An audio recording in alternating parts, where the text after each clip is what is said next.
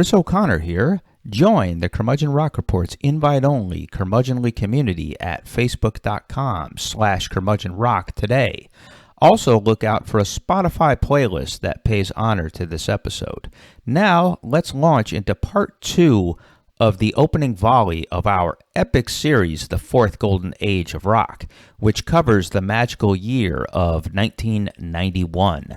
Let Arturo Andrade lead you through a forensic examination of how post-rock was born. We go from basically I guess you could call it pre-rock or the epitome of rock of 91 to post-rock. Yes. For our next segment here. Arturo, take us through the majesty of Slint. Yeah. Throughout rock history, there have been plenty of bands whose entire reputations and legacies were based on a soul album. The Sex Pistols with Nevermind the Bollocks, Television with Marquee Moon, Gang of Four with Entertainment, The Strokes with Is This It? But it's hard to find a one-album legacy band, a band revered for having practically single-handedly creating an entire rock subgenre, in this case post-rock, and influencing dozens of bands whose critical acclaim and overwhelming cultish adoration only came after they broke up. Yep. And in this case, almost a year after they broke up. And this brings us to, as you said, Slint and their seminal album from 1991, Spiderland. Now, they formed as teenagers in Louisville, Kentucky in 1986.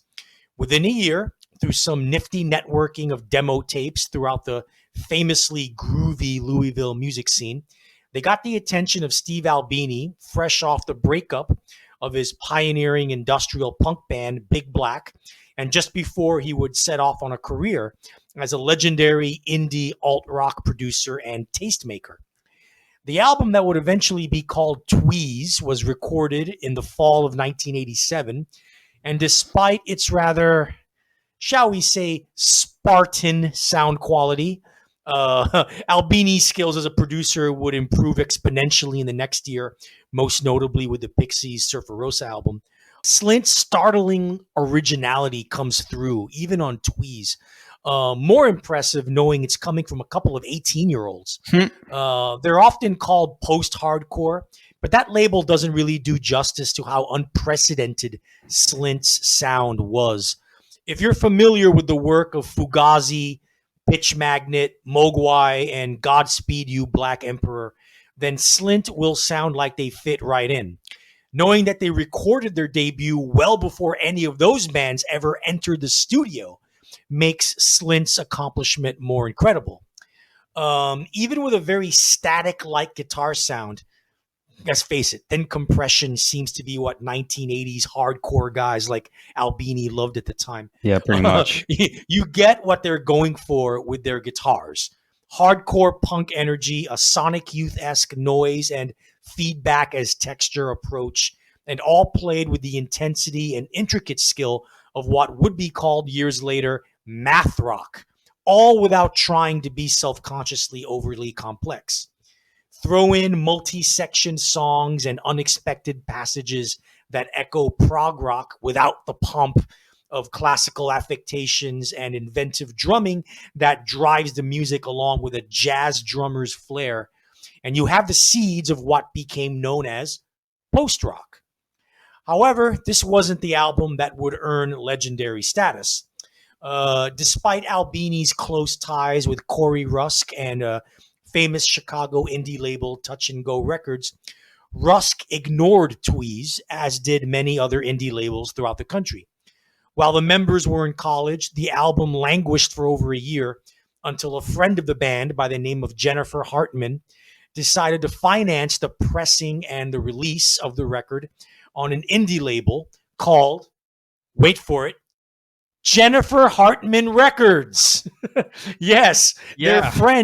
their friend created her own record label for the sole purpose of releasing Slint's Tweez, the only album that would ever come out on Jennifer Hartman Records in early 1989. Hey, more power to her, man. More power to her. Hey, man, sure. However, this didn't discourage the band, though. During breaks from college, the band would get together in drummer Britt Walford's basement to compose and dutifully rehearse the songs that would become Spiderland. Now, wanting a cleaner sound with more space for the music to breathe, and especially for the bass to be heard better and the guitar buzz to be thicker, the band employed Minneapolis producer Brian Paulson, who had worked with friends of guitarist vocalist Brian McMahon. The Corey Rusk connection worked this time around, though, as Rusk loved two unreleased demos Slint recorded after Tweez and agreed to have Touch and Go finance the recording of the new album.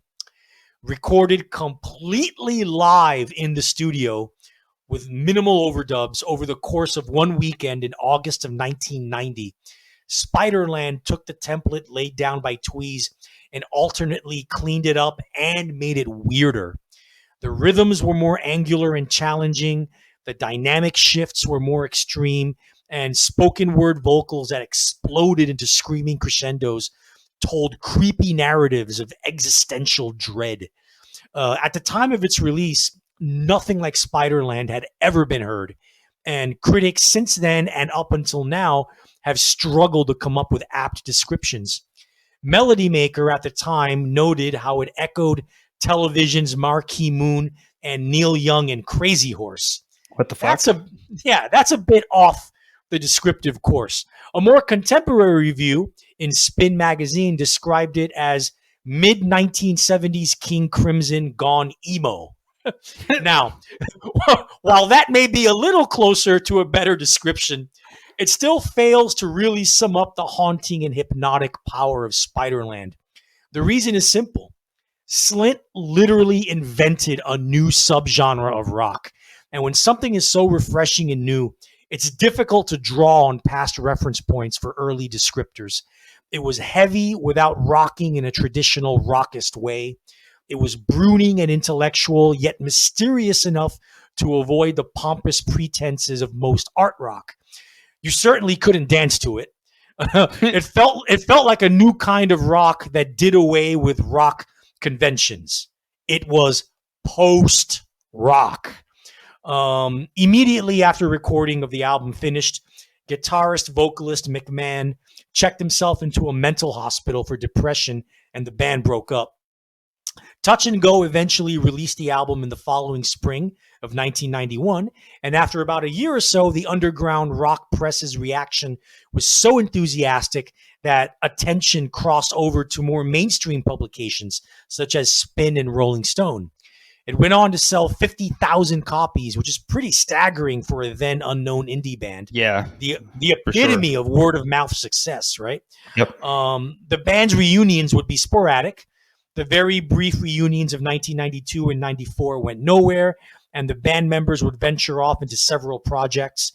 Guitarist David Pajo, in particular, would serve stints playing with, check this out, Will Oldham's Palace Brothers and Palace Music, Nice. Stereolab, Nice. Tortoise, Nice. Billy Corgan's Zwan, and the Yeah Yeahs, and as of last year, Gang of Four. Okay. He was He's a pro. He's a pro. They reunited only to play specific gigs. 2005's All Tomorrow's Parties in England, 2007's Primavera Sound in Spain, 2013's All Tomorrow's Parties again, and 2014's Primavera Sound again, as well as the Green Man Festival in Wales. They've been defunct ever since. Now, post-rock luminaries such as Mogwai, Godspeed You Black Emperor, ISIS, and Explosions in the Sky would not exist, or they wouldn't exist in their current forms if not for Slint's influence. Alternative and indie rock legends such as PJ Harvey, Pavement, Sebadoh, and the Shins have all been vocal in their effusive praise and admiration for the innovative music of Spiderland. And if you're a young, or even old, music fan who's heard so much about this thing called post-rock, Slint's Spiderland is where you go for ground zero of this subgenre in a year that was year zero for the fourth golden age of rock. Chris? Thank you very much, Professor Andrade, for going deep on that, because that's actually an important lesson. And let me tell you, I think for me, the reason why, and it kind of goes and it speaks to the Mogwais and the Godspeed You Black Emperors of the modern day. Uh, Slint is one of those bands that's hard to truly appreciate. Again, they had the 50,000 records, then they had the breakup, and they kind of dipped into obscurity, and now people are discovering them over the years. It's one of those things where they do their thing, and then so many bands over the course of the decades that followed adopt that post rock formula and become more, kind of popular, have their buzz. Mogwai probably being the biggest example of that. Right. That they're always on the Mercury Prize radar for whatever reason. So really, it's when myself, Slint, it was a recent discovery in the last couple of years. When we hear it, we kind of go, they're really good, but they remind me of bands YX, W, X, Y, and Z. This is when you hear Slint, you're like, oh, they remind me of those later bands. Now, this has the same kind of dynamic. I mean, an example from stuff we've done over the last few months is Todd Rundgren's song, Couldn't I Just Tell You? A line I like to use, even if you haven't heard it, yes, you have. Because, Cheap Trick and Weezer probably wouldn't exist without that song. And so you come upon Weezer first, oh, cool. And then you hear Rundgren, it's like, oh, that sounds like Weezer. No, other way around. And so that's kind of an interesting trend. And we'll talk, that actually comes up a little bit later here in this episode. But I just wanted to point that out. This kind of reverse retro discovery is kind of amazing to me. Yeah. All right. Well, speaking of one landmark album by a very unknown band to a landmark album by a band that was pretty well known in the UK and an album that still resonates. Chris. Yeah, this is one of those like mythical, like Paul Bunyan kind of records or Bigfoot kind of records. It just kind of, we just kind of look at it in awe and wonder.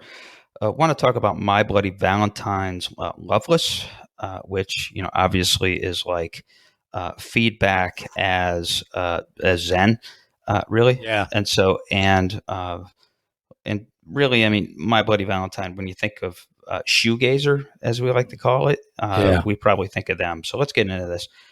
Now, that label that I just named, shoegazer, to me tends to have a negative connotation. That's because I think, at least, it conjures up a negative imagery.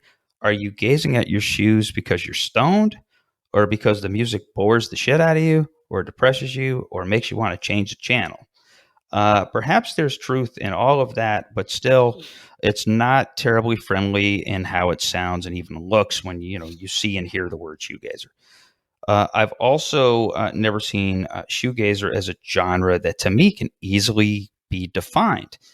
It relates more to a production and tuning and amplification style than it does to music with any real similarity or shape to it. I mean, I've seen some sites out there and some articles out there that list like Galaxy 500 as a shoegazer band. Yeah, bullshit. Like, are you fucking kidding me? If it has reverb and hypnotic production and is much admired, and if it's a duplicated thing, I guess it counts as a shoegazer. So it's kind of a, like mushy term.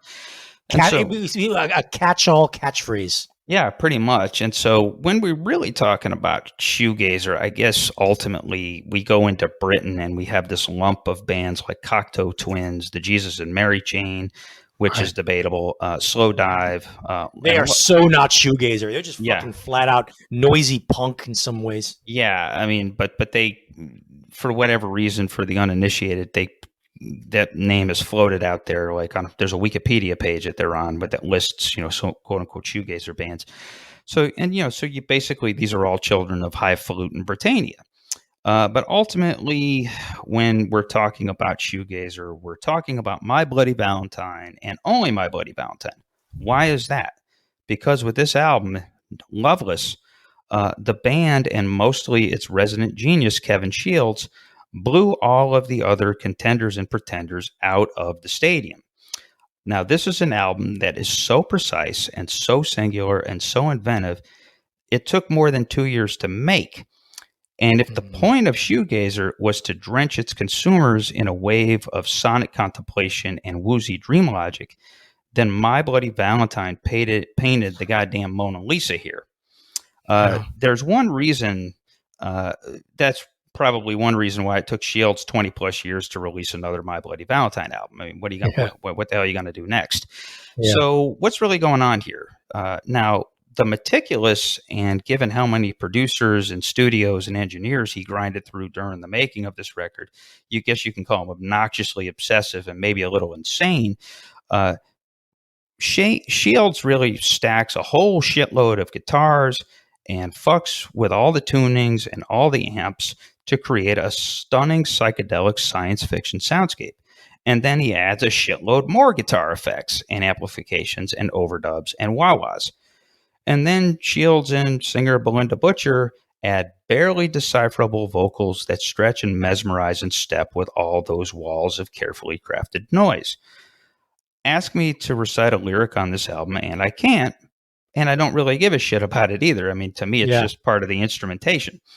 When you think about Loveless and the music, I mean, I perceive it as an apparition. I mean, really, right. I have no idea how the hell Shields is pulling that off. I can't even visualize. I mean, there is not a simple image of Eddie Van Halen fingering his way through Eruption while smoking a cigarette to accompany anything we hear in process on Loveless.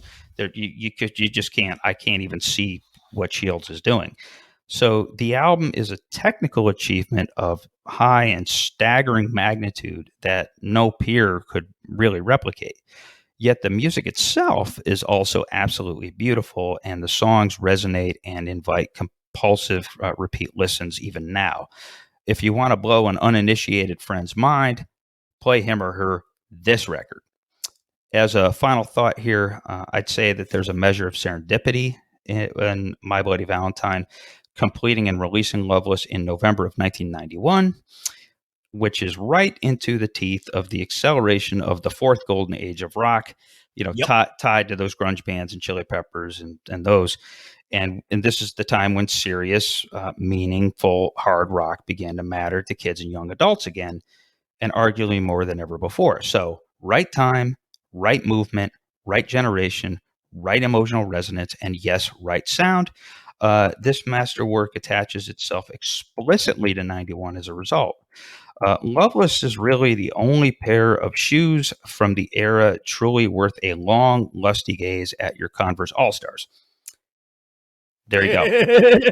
Absolutely, yeah. Here's the thing. It took me a really long time to fully appreciate My Bloody Valentine.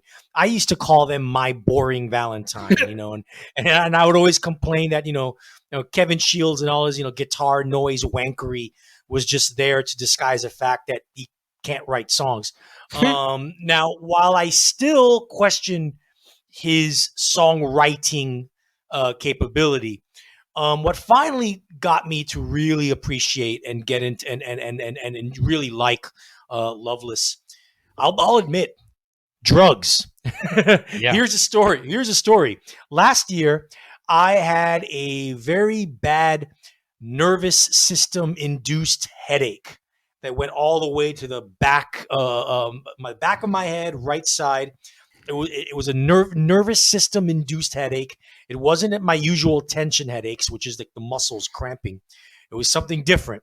So the doctor prescribed me some low-level opioids. So what I did, being me, okay, well, if one packet will work, let's try 3 packets. Yeah. Low level ain't low enough, Yeah. So I took 3 packets. In Korea, pills come in little packets of like 3 or 4. So I took 3 packets of those low-level opioids, I lay down in bed, and I listened to Loveless, and that's when I got it. That's when I got, okay, enjoy it as pure sound, as hypnotic, trancey sound. Forget about the lyrics, forget about the vocals, and the vocals, like you said, just part of an instrument. And that's when I got it. And to me, Loveless will always be one of the ultimate drug albums of all time, and a great drug album for that. So, there are albums that, weed helped me appreciate more. Opioids helped me appreciate My Bloody Valentine more. Yeah, So that's my story. which actually pretty much sounds par for the course. One other things before we move on, I always like to mention when anybody talks about My Bloody Valentine, once upon a time, Fish, as you know, Yeah. a lot of people know, it has a tradition of doing a Halloween show where they cover an album. They Yeah. came very, very, very close to covering Loveless, Yeah. because I guess Anastasio was experimenting with this idea of stacking 5 amps all in different settings and to see if he could Yeah. come close. And I Right. guess maybe he got psyched out and they decided to do Dark Side of the Moon instead. Yeah, I mean, real cliche, write your own jokes there. One of our main sources as we researched this episode and this entire Fourth Golden Age of Rock series really was author Mark Yarm's fascinating 2011 book, Everybody Loves Our Town, An Oral History of Grunge.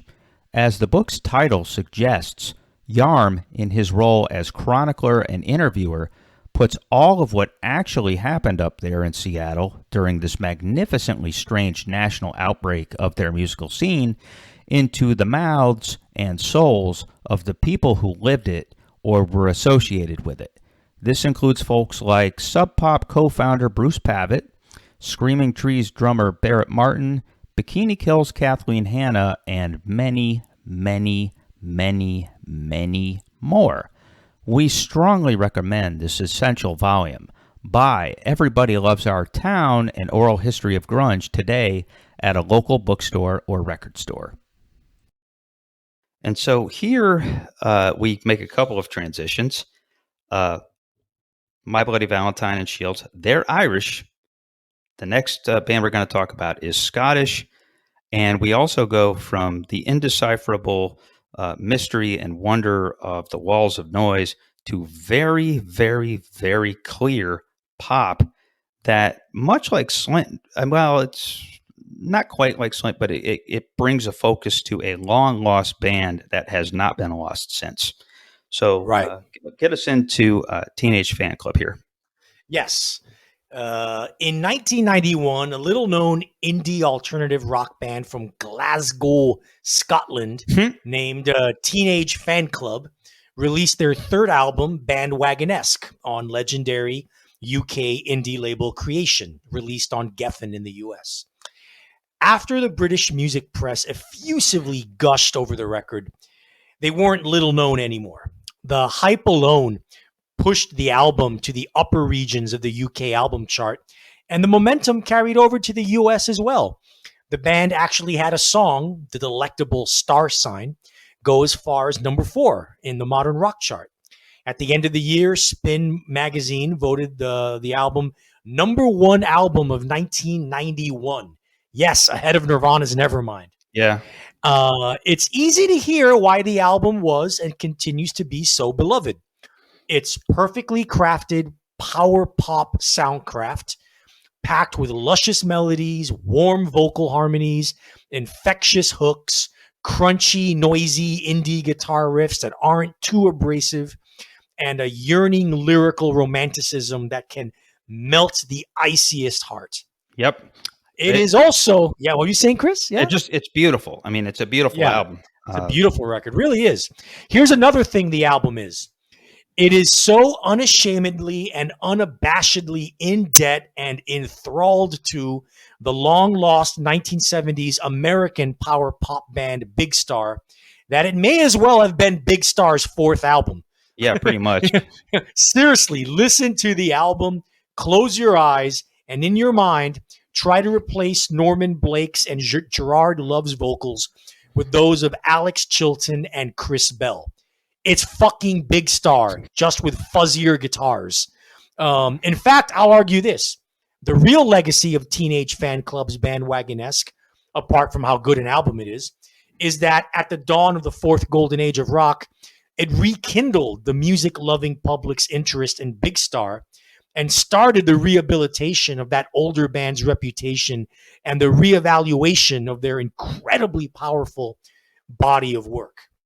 Now, to be fair, Big Star was already being talked up by some heavy-duty rock figures in the years leading up to Bandwagonesque, most notably R.E.M., The Replacements, The Bangles, and Matthew Sweet. Yes. But it wasn't until a then young band like Teenage Fanclub effortlessly showed how Big Star's influence permeated prominently through the new crop of guitar-driven indie alternative bands. You can draw a straight line from Big Star all the way down to The Replacements and R.E.M., to the chiming power pop of Matthew Sweet, to the melancholy guitar pop of the Lemonheads, to the more commercial strains of such guitar rock later on in the 1990s, such as Toad the Wet Sprocket, the Gin Blossoms, and Soul Asylum. Nowadays, in critic music speak and music geek fandom, the word Big Star-esque has essentially become an adjective. Yeah, pretty much. A catch-all reference point that describes what countless bands from the 1990s and onward have and continue to aspire to. If you say a band sounds like Big Star, we know exactly what you mean. Exactly. Yep. Yeah. That is a template. Yeah. Big Star now belong in anyone's discussion of the 10 or 15 greatest American bands of all time. As of 2020, all 3 Big Star albums were on Rolling Stone's 500 greatest albums of all time list. Teenage Fanclub's chief contribution to the fourth golden age of rock was to popularize this reference point and inspire hundreds of thousands of music geeks like the Curmudgeons to go back and seek out Big Star. Chris? Yeah, this is really part of one of the more fascinating aspects of the fourth golden age of rock. Now, we've talked about the grunge bands and some of these other bands that they're restoring meaning. You're coming off of 5 years of all the sort of the preening and the all the hairspray and Michael Jackson and kind of showy stuff. And now with the explosion of grunge and sort of the other genres, now everybody is into meaning. That means you have passion. That means you want to learn as much as possible. You want to consume as much as possible. And so herein lies the resurrection from the tombs of a band like Big Star. Where the Teenage Fanclubs kind of use that template and have that reverence. I think, like you said, I mean, listen to December and try not to think that they owe Alex Chilton and Chris Bell a royalty. Come on, holy shit. But yeah, I'm just saying. So you also had this sort of look back machine and sort of styles that were big in the 70s, but had kind of dissipated a bit. They kind of started to come back. I mean, think of other bands like Jellyfish and Monster Magnet that kind of brought in some weird stuff from the 70s, kind of back into fashion. So I think that it's not just about Big Star. It's about that. It's about that dynamic. I mean, another artist that comes off the top of my head is Shuggy Otis. Who had kind of been long lost, and then lo and behold, Tarantino uses Strawberry Letter 23 and Jackie Brown, and now all of a sudden, and then by 2000, Outkast is basically interpolating it for their song Miss Jackson, and so the idea is that was a look back machine too. A guy who was lost is now found, and I think this is one of the ethoses, if that's even a word, of the fourth golden age of rock in terms of that search for meaning and the deep dive of our Gen X peers. Now, speaking of bands who love Big Star.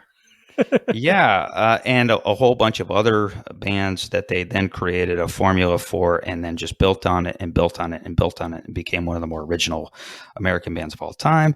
Here again, we are talking about R.E.M. It was in March of 1991 that we were bestowed with the album Out of Time.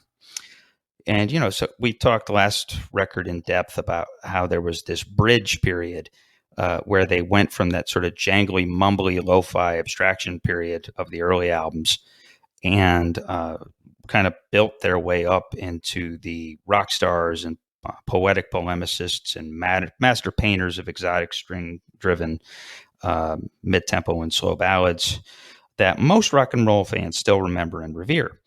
Well, on March 12th, 1991, the transformation became complete when Out of Time hit stores. I actually remember buying it that week. It was a school field trip in New York, and I was at the Tower Records in Greenwich Village. I bought that album there. It was the hardest time I ever had trying to open up a jewel box, or not jewel box, or not. You remember one of the like the long, Yeah. yeah, just Those sort long of the, ones, the yeah. long paper ones. Yeah, it was a pain in the Yeah. ass. So anyway, that's one of my memories of Out of Time.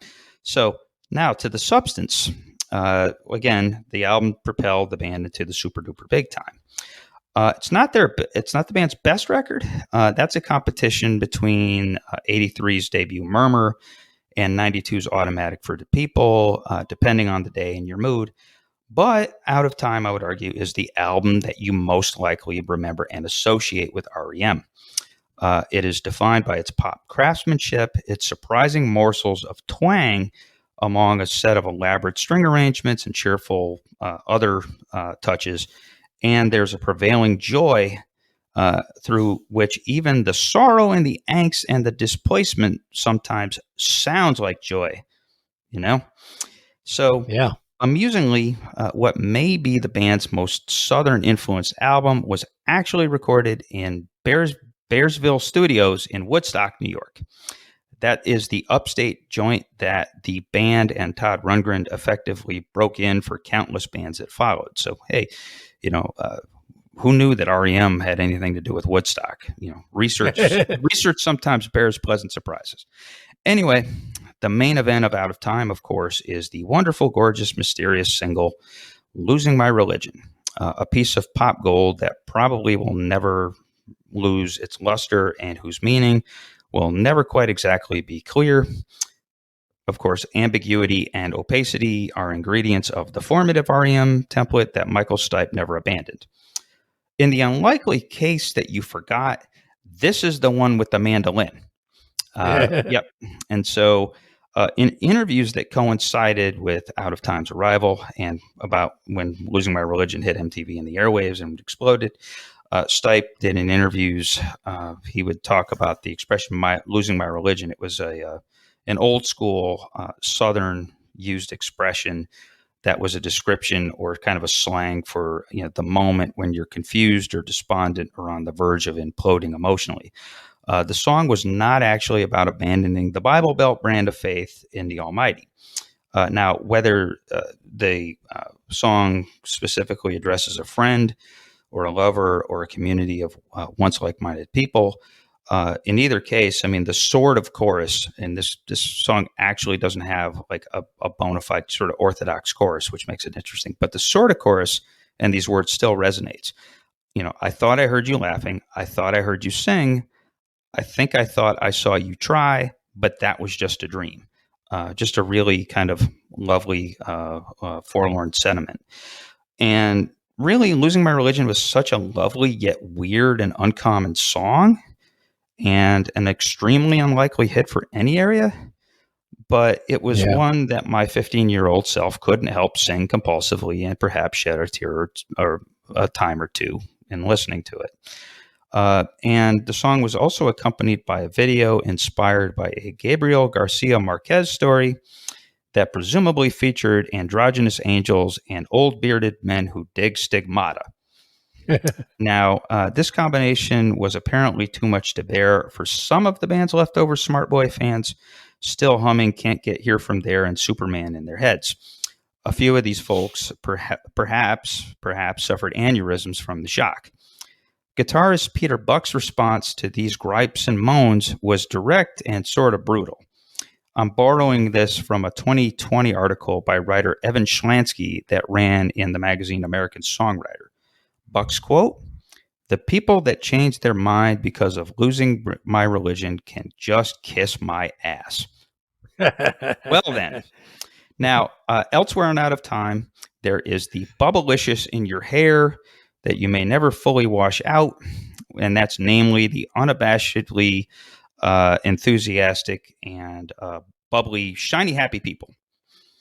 The video for the song was among the most pastel and therefore corniest videos ever aired, but Stipe and guest vocalist Kate Pearson of the B-52s are clearly having so much fun belting out the jaunty chorus on camera that it's actually forgivable. Now, those were the hits. and the ones we remember. But to me, as I've aged, the deeper cuts in Out of Time have grown much more compelling. Absolutely. Yeah. In fact, I have come to believe that the real star of this record is bassist and Ace Harmony vocalist Mike Mills. Right. Now, everything Mills contributes here is lovely, thoughtful, and subtly ultra competent. Mills even wrote some lyrics. He wrote all the lyrics to probably what I think is the truly best song on the record, Texarkana, a moving mid-tempo thumper that's really, again, arguably the song truest to the original R.E.M. thing, dating back to the Wolf's Lower EP. Now, Mills is also the DNA of the very pretty, very shapely pop tune Near Wild Heaven, on which his voice really defines the mood. And on this album, just as a point, all of the songwriting credits for all songs are attributed to all four members of the band, Stipe, Buck, Mills, and drummer Bill Berry. But it is well reported common knowledge that Mills was the chief influencer on those songs I just mentioned, and really on the album as a whole. Now, looping back to my original hook of thrusting into the mainstream, and as a conclusory thought, we can't ignore the placement in the album sequence and the tone of Radio Song. This is an up-tempo ditty about how the protagonist can't find anything on the radio that does not suck, and ends with a guest rap from the always cynical KRS-One. Now, that is a truly funny way to begin an album that officially made R.E.M. rich and famous on the radio. Maybe those original true believers didn't need to kiss Peter Buck's ass after all. Now, Arturo, how does Out of Time rate with you? I love Out of Time. It's not in my top 5 R.E.M., but it's damn near it, and it's a beautiful pop record. 3 things. Number 1, Mike Mills was the resident Brian Wilson fan of the band, so it's no surprise that Out of Time has the sound that it has. It's the closest thing they've come to the Beach Boys, really. As far as the Kate Pearson from the B-52s, the Kate Pearson team-ups go, I think the last track on Out of Time, Me and Honey, is way, way better than Shiny Happy People. Yes, I think that should have been the follow-up single to Losing My Religion, not Shiny Happy People. Yeah, and thanks for covering me on that. Yeah, that is the much better Kate Pearson guest spot. It's one of Buck's best riffs ever. It's moodier, it's mellower, it's still a love song. Every song on Out of Time is a romantic relationship song. Everyone, in some way or form. Yep. And Out of Time, of course, Me and Honey deals with a romantic couple having a baby. Which is can't get lovelier than that. So the third thing I want to bring, and it's hard for me to add to Out of Time because you did such a good job of describing it. But I know another person who can add some good words of description to Out of Time. Who's that? Our good buddy, Robert Christgau. Here's his review of Out of Time from 1991. Go ahead. Yes, he gave the album an A. Quote, hiding political tics behind faux formalist boilerplate pop aesthetics accuse them of imposing solidarity and Agent Orange on their musical material. But in fact, such subjects signaled an other-directedness as healthy as Michael Stipe's newfound elocution. Admittedly, with this one beginning, quote, the world is collapsing around our ears, from Radio Song, like you mentioned, Chris, I wondered briefly whether Losing My Religion was about music itself. But when Stipe says they thought about calling it love songs, he's not just mumbling Dixie. Being R.E.M., they mean to capture moods or romantic relationships rather than describe feelings or, God knows, incidents. And while some will find the music too pleasing, like the people Peter Buck referred to about kissing his ass, it matches the words hurt for hurt and surge for surge. The Kate Pearson cameos, the cellos, and Mark Bingham's organic string arrangements are murmur without walls, beauty worthy of debarge, of the sweetest sukus, of a massed choir singing, I Want to Know What Love Is. Well, there you go. The Barge and Foreigner at the end of an REM discussion. We have REM, Foreigner, and the Barge leading into, of all bands, Primal Scream. Okay, one of these things is not like the other. Therefore, Primal Scream releases Screamadelica, which, trivia, the very first winner of the Mercury Prize, which is the UK shtick for the best album released in 92. Yeah, not a very good distinction considering all the crappy albums Mercury Prize. Yeah, this is probably like the one time they got it right. But anyway, I digress. Yeah, anyway. Boy, did Creation Records have a banner year in 1991. Within a 3-month span, they released era and subgenre defining classics like My Bloody Valentine's Loveless, Teenage Fanclub's Bandwagonesque, and the next album that we'll talk about, as you said, Chris, Screamadelica by Primal Scream. Now, in the previous episode, I spoke about the Manchester scene, particularly the Happy Mondays and Stone Roses, and how they crafted a new kind of alternative rock by melding traditional British indie guitar pop with the beats, rhythms, and textures of EDM staples, house, and techno music. What Primal Scream did was dive all the way into the essence of electronic dance music to the point that, at times, it was difficult to tell if this was a band effort or a DJ set by producer Andrew Weatherall.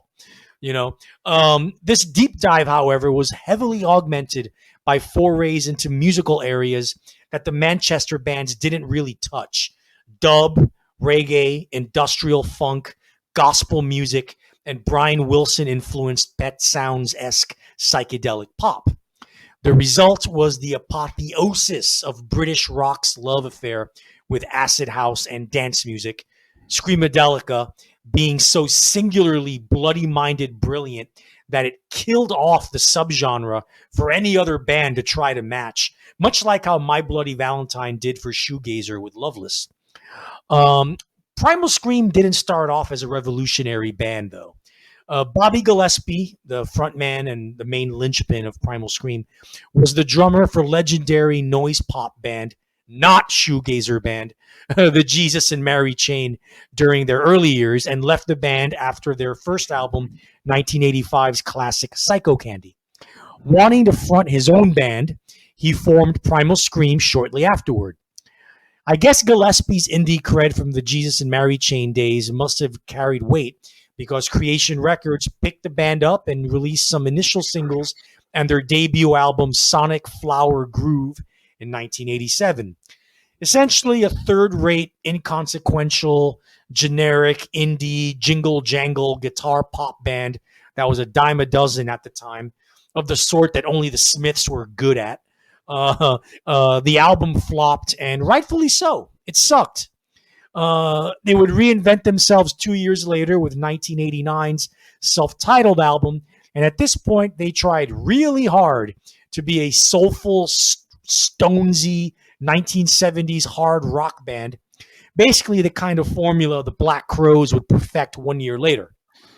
Unfortunately for the Scream, they didn't have a guitarist who could generate anthemic riffs like Rich Robinson could, and their singer, Gillespie, couldn't come close to approaching Chris Robinson's rich vocal range, and as composers, they couldn't come close to matching the Robinson brothers' tight-as-nails songwriting. Fortunately for the Scream, however, and much like the Happy Mondays and Stone Roses before them, when those two bands were floundering, they found their way thanks to countless club nights getting high off their tits on ecstasy and absorbing the liberating sounds of acid house and techno. All of a sudden, the wild eclecticism that Gillespie and company wanted as representative of their sound became attainable, almost as if the drugs sharpened their ambition and ability to harness the disparate styles that they craved.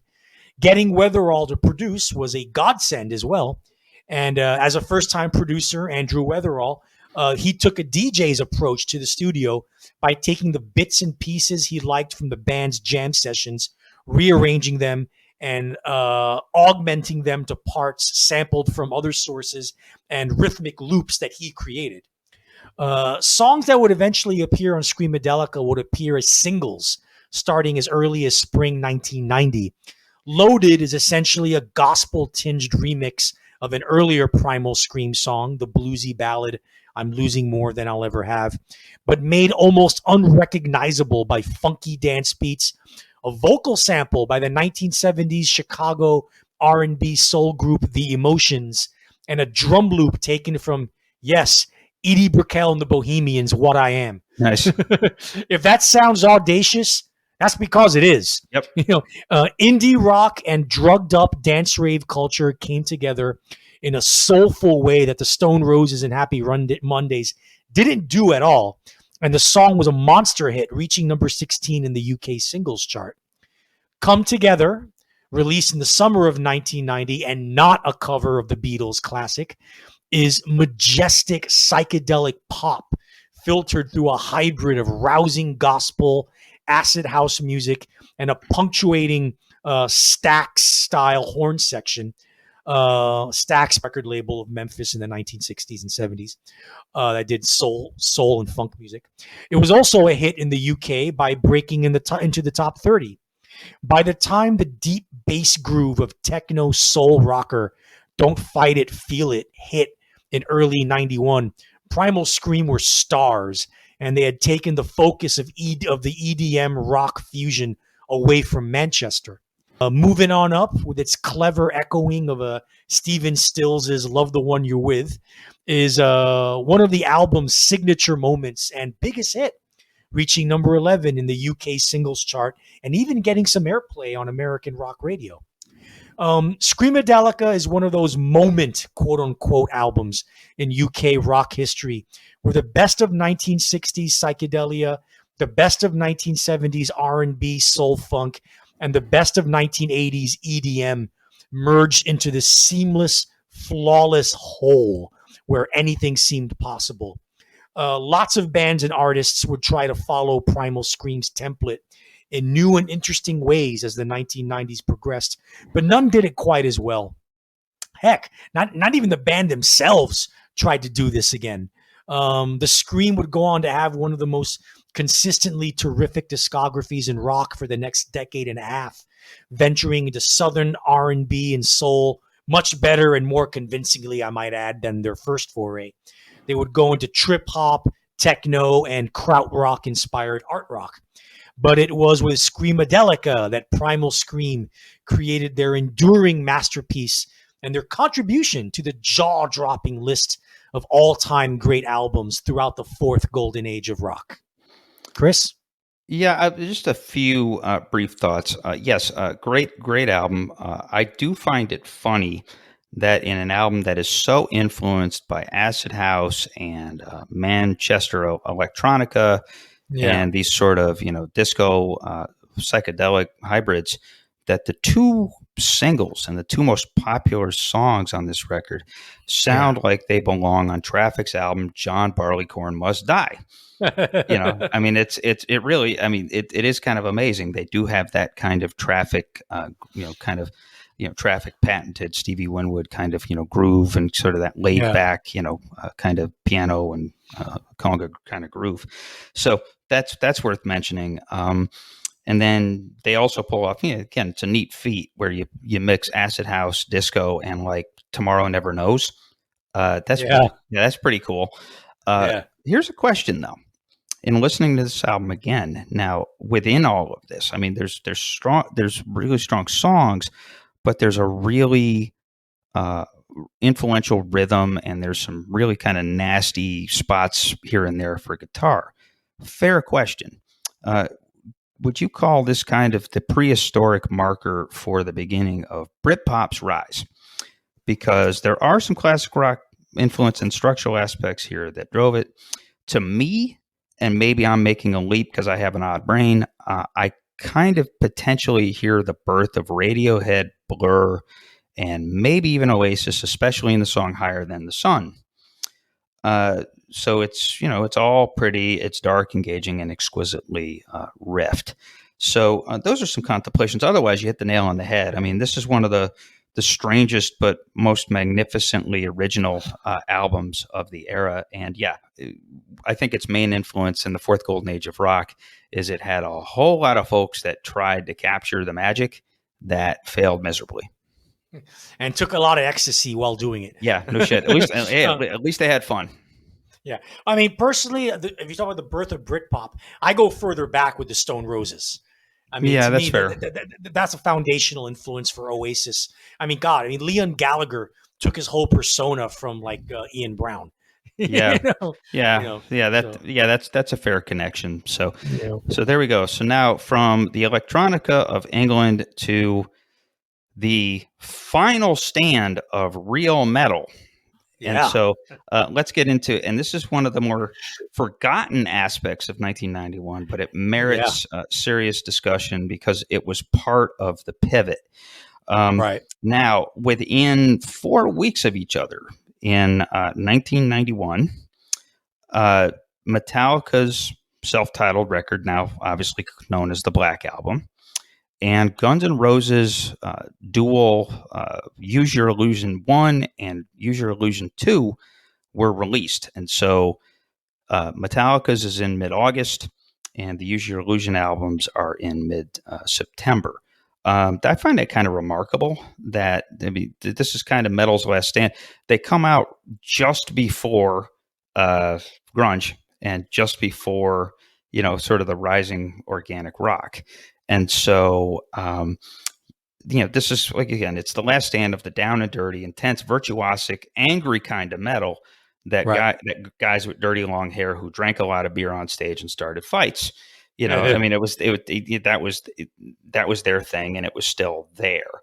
And so, like I said, you have these basically simultaneous releases. And so, strangely enough, there's probably a week in there where like, Enter Sandman, You Could Be Mine, or Don't Cry, and like Michael Jackson's Black and White are like the three most popular songs in rotation on MTV, which is just a weird thing to think about.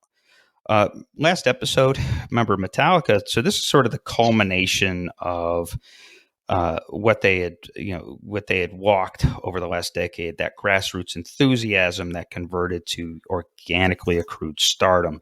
This was kind of the final step of commercial and critical success. Last episode of this series, the Prelude episode, we talked a lot about how Metallica pre-1988 actually had competition for speed metal dominance.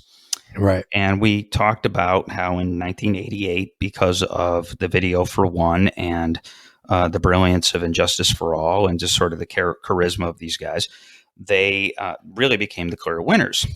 And so the Black Album, consequently, is the kind of album that you'd expect winners to make. To wit, bigger budget than previously imaginable, rising star ace producer who could actually, produce an album worth of shit.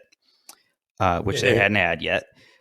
They had a lessening need for the validation that generated all those complex, hard to replicate on a nightly basis compositions on Master of Puppets and Injustice for All. They now had the maturity to figure out they could use just one riff in a song. Yeah. And of course, they now had the desire to get on the taste-making radio stations and MTV with regularity, which of course they did. Now, like I said, Guns N' Roses, they come out with their next volley in mid-September. Now, similarly to Metallica, they were the other unexpected organic breakout purveyors of genuine, awesome, real metal of the late 80s. And because of the success of Appetite for Destruction, which is generally considered one of the greatest metal albums and certainly one of the greatest debut albums of all time, they also are in a position to release and record their winners album. And so, they kind of have that freedom, and they have these sort of priorities that come with winning. And so, we've discussed this at, other times in the life of the Curmudgeon Rock Report, that, the release and explosive reception of Nirvana's Nevermind, released September 24th, 1991, a week after they Use Your Illusion records, changed everything and killed a whole lot of mainstream metal cockroaches. So then here's a question and something to analyze here. Why did Guns N' Roses perish in humiliating fashion while Metallica survived and eventually became revered legends and basically a thriving corporation. It really comes down to two factors. Unity is one, personality is the other. Now, after Appetite for Destruction hits, again, incredible success, one of the best debut records of all time, regarded as a classic even back then. After this, W. Axl Rose and to a lesser extent Slash, they embraced their status as newly minted rock stars down there in Los Angeles. This, of course, led to conflict. Stage, there were musical oscillations, and there was plenty of bad public behavior. Basically, Axl let adulation and creative freedom go to his head, and he decided that Guns N' Roses should start actually transcending metal and venture into 70s style majesty of Elton John, Queen, and some of those bands or those artists' 70s contemporaries. Meanwhile, Slash and guitarist Eddie Stradlin, who left the band right after the recording of these records, they still wanted to metal the fuck out. And so now you've got this tension in these Use Your Illusion albums of it's kind of this bloated spilling. And so you've got these kind of sort of winding, epic, self-serious pop songs and sort of epics. The most laughable of which is Estranged on Use Your Illusion 2. That's the one with the video with Axl riding a dolphin and Slash doing a solo while walking on water. One of the most ridiculous fucking videos ever made. Yeah, I mean, there's a term jumping the shark. Yeah, that comes from the Happy Days episode, Fonzie jumping the shark. There should be a phrase called they swam with dolphins, referring to the point where Axl Rose is now an official bloated embarrassment of a rock star. Yeah. And so, like I said, so you have this tension. So on one side, you've got Axl's newfound sensitivity. On the other side, you've got Slash's nasty yet gorgeous lead guitar gymnastics. Yeah. And so eventually they have all this stuff. What do they decide to do? They puke it out.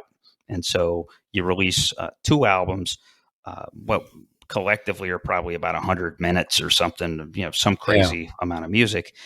But so you've got a lot of great stuff that if you worked really hard, you can make one album out of. Stay tuned here in a couple minutes. That is possible, but otherwise, much of the remainder of these Use Your Illusion albums is like basically the tantamount to porta potty shit rolling down a hill. There's one strong Masterful Hard Record album to be had here for sure. The bigger issue here, though, as far as the demise of GNR, is that Axl grew into more of a notorious prick that ran off 2 bandmates, casually chose to end concerts way early if he was perturbed, and otherwise made himself look like a phony-ass fool next to the sincere, sardonic anti-hero superstar, Kurt Cobain of Nirvana. Bad look, bad timing, and a little too much bad music to boot. In contrast, phoniness and a thirst for the rock limelight was not something that truly plagued Metallica. Surely they enjoyed the status and perks that came with their success, but they never took the focus off the music or the fans that done brought them to the dance. Or they never lost focus on the mission to be the best band in the world. Authenticity and adjacent likability became a litmus test, really, for all of music starting late in 1991. Metallica never, ever, ever had a problem clearing that bar. And so, in a way, those divergent paths were really a damn shame because Guns N' Roses was still mostly a really, really great band when they focused. I mean, you've got songs like You Could Be Mine and Pretty Tied Up that prove this. And they could have kept wielding influence and evolving through the rest of the 90s, but alas, money, ego, drugs, MTV, and laziness were a hell of a combined drug and led GNR to ruins. Worth mentioning, by the way, that GNR and Metallica actually toured together, which led to a very famous incident in Montreal where James Hetfield was on stage in the wrong spot at the wrong time and got basically his whole arm singed off by pyro. Yeah. They had to stop the show early. Guns N' Roses has gone on first. The fans are confused. It's only been a couple of songs. I guess someone asked Axl and Guns N' Roses to come back on to keep these folks at bay. Axl said, fuck that, no. And, of course, a riot broke out. And so these bands are inexorably linked in history because of that incident. So with that, Arturo, you did an exercise where you took these Use Your Illusion albums and you melded them together. I mean, I'm curious to see what you came up with. Well, before I do that, I want to say something about Metallica's Black Album. Clearly, it's Metallica's most important record. It's the one that, what Blood Sugar Sex Magic did for the Chili Peppers. That's what it did for Metallica. And it made them one of the biggest bands ever. Right. I'm going to paraphrase Kirk Hammett, the lead guitarist, in an interview he did with Mojo several years ago, in which he said, yeah, the Black Album, it's not a great album. It's an album that has some great songs. And that's exactly what I think of the Black Album, especially in the first half. The first half of the Black Album, you got all those tracks: Enter Sandman, Sad But True, Holier Than Thou, The Unforgiven, Wherever I May Roam. And then a couple of tracks later, Nothing Else Matters. All the singles, basically, all the 5 songs that were huge on rock radio. The album is front-loaded on the first half with some of the best songs you've ever done. The second half of the Black Album has some of the worst Metallica songs ever. It has some of this. It basically has some songs that border on self-parody. Of Wolf and Man, Don't My Tread Friend on Me, of Misery, yeah, Don't Tread on Me. Yeah. Songs like that. Yep. The God That Failed, shit like that. I was like, yeah, God, these songs should be like outtakes or B-sides. They shouldn't be on the freaking album. Agreed. So we're talking about the greatness of the Black Album. It's really the first half of the Black Album and the singles. It's really not the best full-length album Metallica ever made. Hell, we talked about Saint Anger on this. I'll put Saint Anger ahead of the Black Album, but so that's where I stay on the Black Album. Now, as for Guns N' Roses, yes, each Use Your Illusion album itself, each of them individually, are not great albums, but they do have great moments. So if you get the best of both, I assembled a 13-track single Use Your Illusion. And at least this Curmudgeon's ideal Use Your Illusion a track listing. With learned input from this Curmudgeon, so this isn't just a one-man show. Exactly. So it starts off, it's 13 tracks.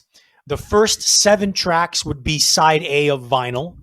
The second, the second 6, 8 through 13, would be side B of vinyl. Okay, so track 1 would be the song that kicks off Use Your Illusion 2, Civil War. Epic, powerful song, not quite a ballad, but a scorching, just a momentum building track that is the closest thing Axl Rose and the band ever came to a political statement, about how bad war is. It's a pretty generic point coming from them, but it's a moving song. When Axl Rose wanted to be, he could be a pretty good lyricist. Yes, and he was really good. Civil War is one of my favorite GNR tracks. That's track 1. Next, you get the full-blown kick-ass rocker, You Could Be Mine, from the Terminator 2 soundtrack. That's where it came from. So it'd be great. Follow up Civil War with You Could Be Mine, the epic, followed by the big rocker was already a hit, and then followed by the first big ballad hit of the album, Don't Cry, featuring Shannon Hoon, lead singer from Blind Melon, on vocals, who grew up in Indiana with Axl. Right. So we got the epic, the rocker, the ballad starting it off. Then the next 2 tracks 4 and 5, are the 2 mid-tempo, introspective, romantic relationship songs. 14 Years, which I think is a pretty underrated song in the GNR canon, followed by Yesterdays, one of my favorite songs on the entire thing. Proves good pop song. Yeah, which proves that, it shows Axl's infatuation with Elton John a bit. Sure. Then you have Back to the Heavy Rock, Right Next Door to Hell, the song that realistically kicks off Use Your Illusion 1. I have this. I've always kind of liked this song, track 6. And then we end side A with the big, big ballad, of course, one of their band's biggest hits ever, November Rain. Yep. Right? Okay, side 2. And now this side 2 is where it gets really heavy. We saved a lot of the heavy rockers. Sure. Shotgun Blues kicks off side 2, track 8, but first track on side 2 of vinyl. Shotgun Blues, followed by the really long track Breakdown. Yeah. How long is Breakdown? Let me think. I remember got to be like about 10 minutes, right? Well, Breakdown, it's a 7-minute song. Yeah, feels like 10 minutes, but yeah. I know it does. But Shotgun Blues, the heavy, fast punk, kind of a punk song, actually. It's very punkish. Followed by Breakdown, which is a multi-section rocker. Followed by one of my all-time favorite GNR songs, Pretty Tied Up. Oh, wonderful song. Not exactly going to win him any Woke Awards these days, but great song. Well, the song is supposed to describe the LA sadomasochistic underground scene. Yeah. Basically, it was Axl getting his inner Lou Reed on, basically. Yeah. There you go. Lyrically speaking. Next, track 11, Locomotive, another epically long song, 8 minutes and 42 seconds. Yeah. Okay. But another heavy rocker as well that has different, that goes through some mood changes. Followed by Garden of Eden, which is an intense punk rocker. Okay. Followed by another epic, track 13, the final track on My Imaginary Use Your Illusion. The song that actually has a very heavy grunge riff, Coma. Oh yeah, I mean, I loved Coma as a kid. I mean, that was the one that really drew me in the most. I mean, that just is sort of epic, dramatic, big riff rock, kind of crunchy. Like I said, sort of, it's almost like an opera in a song. So yeah, that's a good track listing. Although I did make mild arguments for both Dead Horse and Get in the Ring. That I hate Get in the Ring is such a stupid song. Yeah, but it's funny. I mean, it is funny, and it shows just how petty Axl was getting. Like his feud with Guccione Jr. or was that his name? The son of the Penthouse founder that he was having real problems with it label wise, and so it's so juvenile, sophomoric, and so vulgar. It's actually kind of funny. But anyway, and then Dead Horse obviously is kind of in that middle ground. But I guess if you're going to choose between that and Yesterday's, I guess Yesterday's wins. So so there, like we said, so that is the last edge and the dying on the cliff portion of the history of metal. Hasn't really been the same since. Sure, you get your Mastodons and Dimmu Borgirs once in a while, but there hasn't really been like a real metal band that's been, that kind of bursting explosive spot for a long time. 1991, folks. We have gone January to December. We have run the gamut from A to Z, Z, Z, Z, Z, Z, Z. You should be proud for listening just as much as we're proud for assembling this wonderful conversation, Arturo. Any final thoughts before we sign off? Yeah, like I said, 1991 was the year zero, was the explosion of the fourth golden age of rock. Alternative and indie and grunge become mainstream. Our next episode will cover 1992.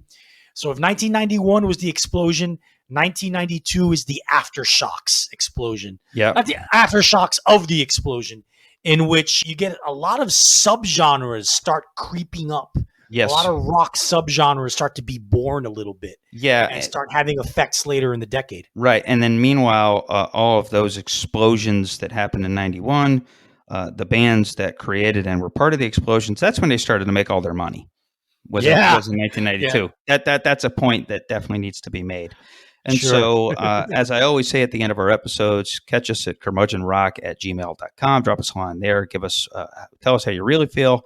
And then very proud of our ongoing Facebook page. We have some loyal folks that contribute. We call it the Curmudgeon Rock Report's Curmudgeonly Community. You heard me mention it at the top of the show.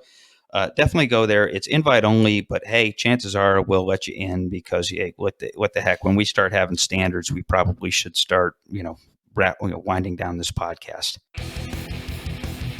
So as we close this marvelous rediscovery of 1991, we'd like to leave you all with a homework assignment. To further your appreciation for grunge, please listen to Mudhoney's Every Good Boy Deserves Fudge and Melvin's Bullhead. Those two 1991 albums expand on the wonder and the awesome power of grunge just about as well as any other albums from that year did, except of course for the obvious releases.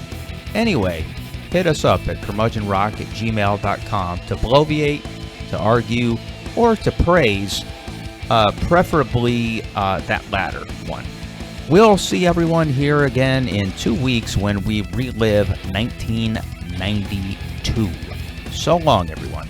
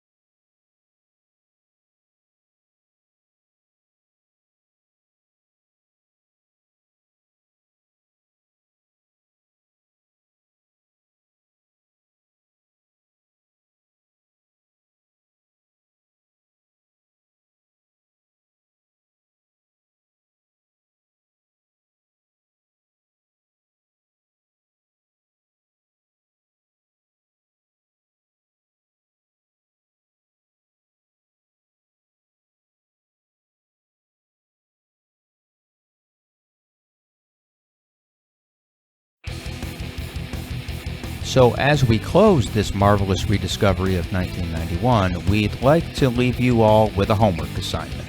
To further your appreciation for grunge, please listen to Mudhoney's Every Good Boy Deserves Fudge and Melvin's Bullhead. Those two 1991 albums expand on the wonder and the awesome power of grunge just about as well as any other albums from that year did, except of course for the obvious releases. Anyway, hit us up at curmudgeonrock@gmail.com to bloviate, to argue, or to praise, preferably that latter one. We'll see everyone here again in 2 weeks when we relive 1992. So long, everyone.